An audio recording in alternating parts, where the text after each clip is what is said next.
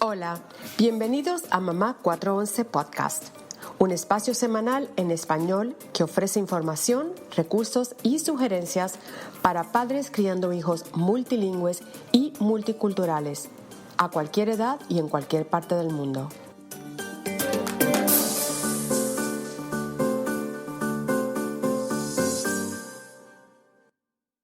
Hola a todos, bienvenidos a un nuevo episodio. Hola Erika, saludos, ¿cómo estás? Hola a todos, bienvenidos. Erika, hoy tenemos de invitada a una gran amiga de nuestro podcast y de nuestro trabajo. Ella es Ana Calabrese, una madre colombiana radicada en California.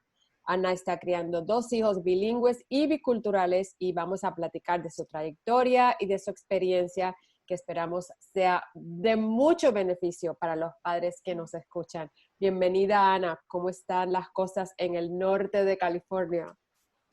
Hola Maritere, hola Erika. Primero que todo, muchas gracias por esta invitación. Feliz de estar acá con ustedes. Sigo su podcast, me encanta todo lo que hacen, así que me siento muy honrada de ser ahora invitada, no solo estar del otro lado escuchando y recibiendo de tanta sabiduría que comparten con todos. Yo estoy al norte de California, Maritere, y acá pues obviamente aparte de todo el tema del COVID, estamos afectados con la parte de los incendios.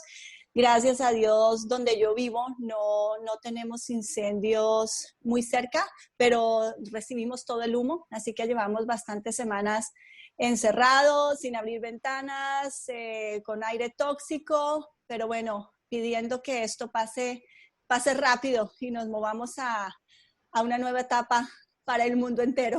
Ay, eso esperamos, la verdad que es una noticia que se suma un poco a las malas noticias de este año, pero vamos a tratar de ponerle muy buena energía y que nos cuentes, Ana, un poco tu trayectoria, cómo llegaste a donde estás, desde hace cuánto que estás en Estados Unidos, dónde surgen los idiomas y dónde aparecen, ¿no? En tu vida y esta pasión, ¿no? Ok, voy a tratar de ser breve. Okay. Pero digamos que, bueno, yo llevo 10 años en Estados Unidos, crecí en Colombia, nací y crecí en Colombia, y diría que mi historia como bilingüe o con el bilingüismo se divide en dos, antes de llegar a Estados Unidos y ya viviendo en Estados Unidos. Y se divide en dos por dos razones. Una, por la forma en que aprendí un segundo idioma. Toda mi vida estuve estudiando inglés como segunda lengua, donde además la prioridad de ser bilingüe era por el tema de oportunidades, por el tema de ventaja competitiva. Mis papás son bilingües, ambos creen en el bilingüismo. Mi papá vivió, de hecho, un tiempo acá en los Estados Unidos, pasó parte de su juventud acá. Entonces, él estuvo siempre convencido de que quería que nosotras, mis hermanas y yo, aprendiéramos inglés, que eso nos iba a abrir puertas. Así que nos inscribieron en colegios donde se enseñaba inglés desde pequeñitas. Incluso creo que los 2 primeros años de preescolar, kinder, estuvimos en un programa chiquitico de inmersión que habían cerca de la casa. Y ya después fuimos a colegios, escuelas preparatorias, como lo llamen, en cada lugar. Donde nos enseñaban inglés algunas horas a la semana. Nunca fui a colegio bilingüe ni de inmersión. Eran algunas horas a la semana, a veces con profesores nativos, a veces con profesores que no lo eran. Así que fue todo, yo diría que casi 18 años aprendiendo inglés de esa manera. Entonces, todo lo que fue la primaria, el bachillerato, luego en la universidad, obviamente, ni siquiera te dan el diploma. En la universidad donde yo asistí, ni siquiera te dan tu diploma si no demuestras un nivel básico del manejo de un segundo idioma. Y mi primera experiencia como profesional fue en la Embajada Británica, y esa fue la primera vez que pude poner en práctica mi inglés. A ver, vamos a ver si sí sabe o no, ¿no? Y mi inglés de nivel intermedio alto, eso era lo que yo ponía en mi currículum, intermedio alto, nunca me consideré bilingüe. Después de eso, pues obviamente ya la única oportunidad que tenía, y digo la única porque, como te explico, cuando estás aprendiendo inglés como segunda lengua, en la forma en que yo lo hacía era con los profesores, los libros, las actividades de la clase, pero nunca en un ambiente de inmersión, digámoslo así. Alguna vez viajamos acá a los Estados Unidos, pero pues era chiquita, a mí no me importaba nada, mi papá era el que se entendía con todo el mundo, nosotras estábamos, era para divertirnos. Así que la primera vez que me enfrenté al tema de saber si soy bilingüe o no de verdad, me fui a vivir 3 meses a Israel. Y la única forma de sobrevivir allá es en inglés, si no hablas hebreo o alguno de los otros idiomas. Entonces, ahí el intermedio alto me sirvió para soltarme, para sentirme un poquito más confiada de lo que sabía. Y ya cuando vuelvo a Colombia a empezar mi carrera, pues mis jefes me asignaban clientes que eran multinacionales con los que necesitaban comunicación en inglés. Y en uno de esos, el cliente me ofreció un cargo para la región. Y en el primer evento mundial que hizo la multinacional, conocí al que es hoy mi marido. Y ahí cambió la historia de mi bilingüismo, porque ya no fue más el tema de la oportunidad, qué puertas me va a abrir como profesional, sino que se dio la vuelta y es el bilingüismo que entonces hace parte de mi camino hacia la biculturalidad, hacia convertirme en una persona bicultural y hacia entender que además ahora era el camino a compartir mi herencia, mi identidad, lo que soy con mis hijos. De hecho, de mantener el lenguaje. Entonces, ahí da un vuelco total el tema del bilingüismo y en ese deseo de regalarle a mis hijos el que puedan ser bilingües, pues empecé a aprender muchísimo del tema de cómo criar hijos bilingües. Empecé a leer, a meterme en el tema, me apasioné por el tema y bueno, aquí estamos. Me encanta cómo lo explicas así porque yo nunca lo había visto de esa perspectiva, pero yo sé que tú y yo hemos hablado de nos hemos comparado en nuestra trayectoria, pero nunca me lo había imaginado o pensado de esa manera, como mi bilingüismo también cambió al casarme con una persona que no hablaba español. Entonces, él y yo aprendiendo de nuestras culturas y sabemos que estás criando bilingüe, estás usando ¿cuál método usas? ¿El de OP, One Parent, One Language, OPOL o MLH, el Minority Language at Home? ¿Cuál usas?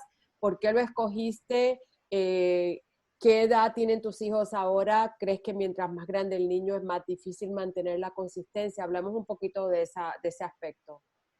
Ok, mira, nosotros seguimos una persona, un lenguaje, y es básicamente algo que no es que lo escogimos y que nos toca, sí. Porque mi marido no habla realmente español. Él ha aprendido a través de los años, obviamente, un poquito más, se defiende en algunas cosas cuando vamos a Colombia, trata de usar algunas palabras en casa, pero su nivel del manejo del español no es suficiente para que hagamos el idioma minoritario en casa. Entonces, digamos que ahí no hubo opción. La única opción era, tú les hablas en inglés, yo les hablo en español. Los niños ahora tienen 6 y 9 años y yo he estado usando esa técnica desde que nació el mayor, porque mi embarazo fue bastante difícil y me la pasaba en un sofá acostada, así que tenía mucho tiempo de leer y yo me puse a tratar de aprender un poco más sobre cómo hacer la crianza bilingüe y me acuerdo que muy temprano leí sobre el tema del One Person, One Language y ese es el que empezamos. Me acuerdo de hecho decirle a mi marido, oye, mira, que lo que hay que hacer es que tú me hablas en inglés y yo le hablo en español. Y así se le contó a toda la familia y a todos los amigos, esto es lo que vamos a hacer. Y empezamos y lo hemos mantenido, obviamente, hasta ahora lo mejor que se puede. Me preguntabas también cuál es el gran reto. Mira, yo creería que mantener la necesidad, que ellos tengan la necesidad de hablarlo, de usar el idioma, el interés, mantenerlos interesados en el español, y el poder darles la exposición al idioma. Esos creo que son los mayores retos. Y a medida que crecen es más difícil, porque cuando son pequeñitos, pues están todo el tiempo en la casa y pues ya saben que con mami se tienen que hablar en español, con los abuelitos y las tías y con toda nuestra familia, digamos, por videollamada. La única forma de comunicarse es en español. Mis papás y mis hermanas pueden hablar inglés, pero desde el principio les dijimos ni una palabra en inglés para los niños. Y ellos saben que ellos hablan inglés, porque cuando los 4 abuelitos están juntos se comunican en inglés, pero mis hijos saben que con los abuelitos de Colombia tienen que hablar en español. Entonces, mantener esa necesidad es difícil cuando ellos crecen porque tú sabes que ellos saben que todo el mundo habla inglés y que sus amigos hablan inglés y que la familia habla inglés, entonces como para qué van a hablar en español, ¿no? Si en su mundo no hay necesidad de hacerlo, mamá también entiende inglés, pero mantener eso, digamos que ha sido el mayor reto, mantenerlos interesados en querer aprender más, porque llega un momento en que ellos también se sienten cómodos con el manejo que tienen del español. Tienen un lenguaje básico, y pues con eso los entienden todos los que hablan español. Los abuelitos me entienden así, ¿cierto? Pues ya con eso estoy bien. Entonces, en este momento estoy enfrentando el tema de, bueno, tenemos que ir un poquito más allá. ¿Quieres aprender a leer? ¿Quieres aprender a escribir? Vamos a tener que ir más allá. Entonces, el mantener ese interés de querer aprender más español, creo que es parte de ese gran reto. Y la exposición, porque yo soy la única que habla español con mis hijos. En nuestro mundo, digamos, en su mundo, es en inglés. Todos sus amiguitos hablan inglés, su colegio es en inglés. Y el único contacto con el español es a través mío y con mi familia. Entonces, digamos que uso películas, apps, música, muchísimo los libros. Los libros son para mí una herramienta importantísima.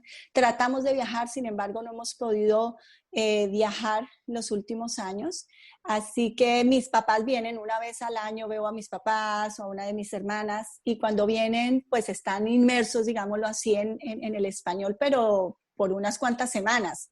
Entonces, imagínate realmente qué tanta exposición logramos ahí, ¿no? Me parece tan interesante justamente esto que hablas del reto, ¿no? En estas edades como que son, como nosotros llamamos un poco como la edad un poco bisagra, es una palabra que usamos mucho en Argentina quizás, que es el momento en que ya no son tan chiquititos y las cosas no pasan solo por el juego, sino que empiezan a hacerte un par de preguntas más. Entonces, ¿yo para qué tengo que hablarte en español? O tengo que, ¿no? Como que empiezan a preguntarse, digamos, qué está pasando en mi vida, o son más de, ¿no? Y que me parece fantástico eso, porque es en el momento en que empiezan a tomar un poco más de conciencia sobre su identidad cultural, ¿no? Sobre qué es lo que pasa en su día a día, que es muy distinto por ahí al de otro amiguito del colegio. Eh, y con Mari siempre comentamos, porque yo tengo hijos adolescentes y Mari tiene hijos adultos, jóvenes, y uno lo ve como en perspectiva, ¿no? De esas etapas en las que los chicos traen a casa esto, ¿no? Y se genera esta situación de cómo transmitirles la importancia de hablar el segundo idioma o el idioma minoritario sin que sea solamente un capricho de mamá que se le ocurrió que hay, ¿no? Cómo crear esta necesidad, que es lo que comentás, que bueno, que puede surgir de mil maneras, y estos recursos que estás comentando como los libros. Yo siempre cuento mucho que, por lo menos en mi casa, los deportes son mi gran aliado en el tema de los idiomas. Siempre traté de tomar temas que les interesaban, por lo menos a mis hijos, para usarlos de excusa, ¿cierto? Para seguir incorporando el español, pero me parece que es muy interesante lo que contás, porque es realmente un desafío en esa etapa. Después vienen desafíos en otras etapas. Me imagino. Pero hay que seguir oyendo el podcast. Tal cual, pero en cada etapa me parece que cuando ellos sienten que hay algo positivo, algo que suma, un beneficio, ¿no? Con el cual conectar, con un interés, me parece que las cosas pasan más fáciles. Y a esto viene un poco la pregunta que te quería hacer sobre la música, porque sé que la música tiene un lugar importante en tu vida, y que quizás la incorporaste también como una herramienta importante en tu casa con el tema del bilingüismo. Entonces, contanos un poco cuál es el rol que juega la música